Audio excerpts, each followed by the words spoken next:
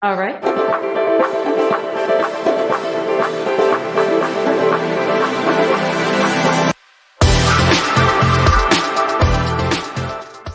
Welcome to Nasdaq Trade Talks. I'm Jill Malandrino, Global Markets Reporter at Nasdaq. Joining us for this segment, we have Ivana Deleyska, Founder and Chief Investment Officer of Spear. Ivana, it's great to have you with us. Welcome to Trade Talks. Thanks for having me, Jill. All right, let's talk about the latest launch. Why is now the time to launch an ETF that focuses on companies poised to benefit from breakthrough trends in industrial technology? So Jill, just to give you a little bit of my background, I've been covering industrials for the past 15 years. And over the past 5 years, there have been significant changes and advancements in technology, starting from improvements in the software stack, increasing compute power, 5G connectivity. All of this is having major impact on traditional manufacturers. So basically, it's creating a space of investment opportunities that is under the radar for most investors, which is the intersection of industrials and technology. So this is where I've been focused on for the past 2 years. I've had a portfolio of investments, and I decided to start Spear at the beginning of this year to offer products that offer exposure to investors to this covered area. Yeah, it's really interesting to think of an industrial company with the technology vertical as well. So with that, what's your outlook on industrial technology? Give us an example of a company that would fit there. Yeah, so basically the outlook for industrials itself is pretty positive looking into the next 5 years. So we've gone through a cycle of underinvestment basically in the space.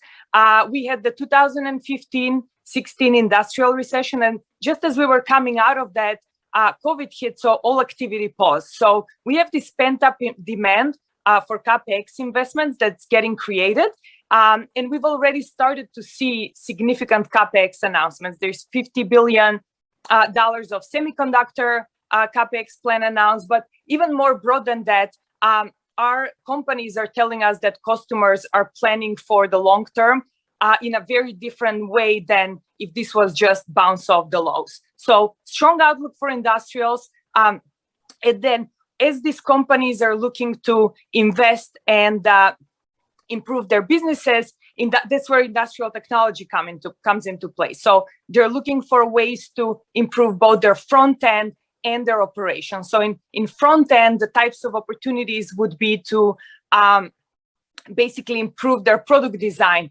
introduce tools like simulation more upfront. So some of the companies we own, like Ansys, would benefit from this. And then on the operations side, they can improve operations in two ways. One, they can just introduce lean manufacturing and have digital twins of their plants, and that way have more efficient operations. But they can also procure and source materials in a better way and use tools for business spend management, for example. So one company we like here is Coupa, that provides business spend management software. So those are the type of niche opportunities that we're investing in and researching.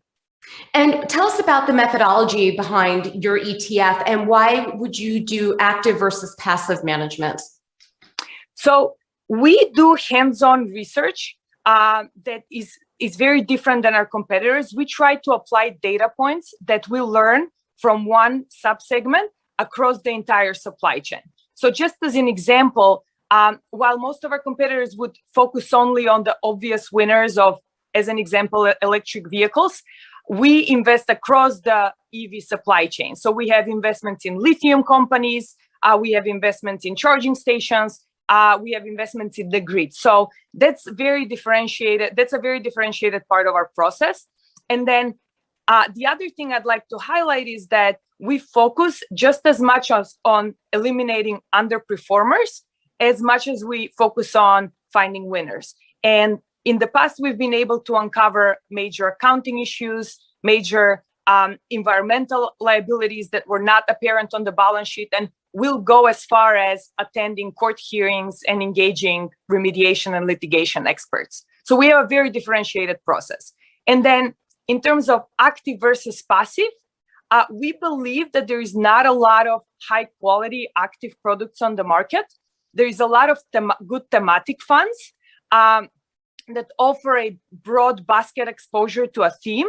And then there is a lot of mutual fund conversions where you get different investment styles like growth versus value or large cap versus mid cap.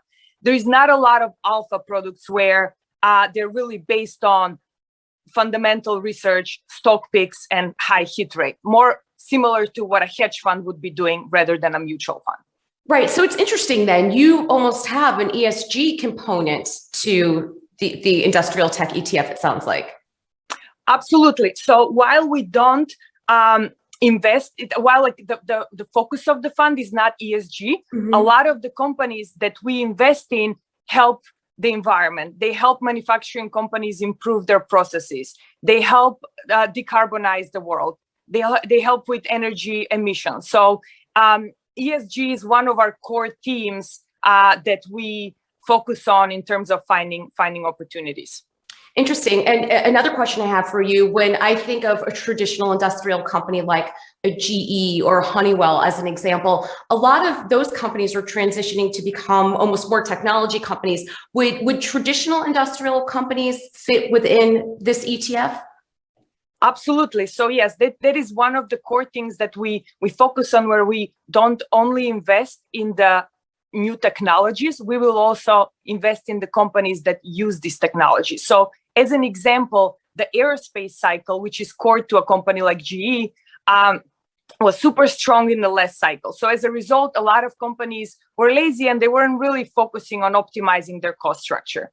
Now, as we're going through this downturn, everybody's focused on how can they use technology better, how can they use new processes, use photonics for 3D printing, for example, in their operations. So that is very core to our investment universe, to find companies that will use these tools, and they can reduce their cost structure by 5-10%. That's a meaningful uplift to EBITDA.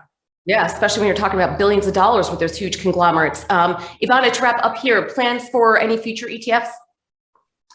My background is in long-short investing. So while we see a lot of opportunities on the long side right now, just where we are in the cycle, as we go further into the economic cycle, we will look to launch a market-neutral product. All right. Ivana, appreciate the insight. Thanks for joining us on Trade Talks. I'm Jill Malandrino, Global Markets Reporter at Nasdaq. Thanks for having me, Jill.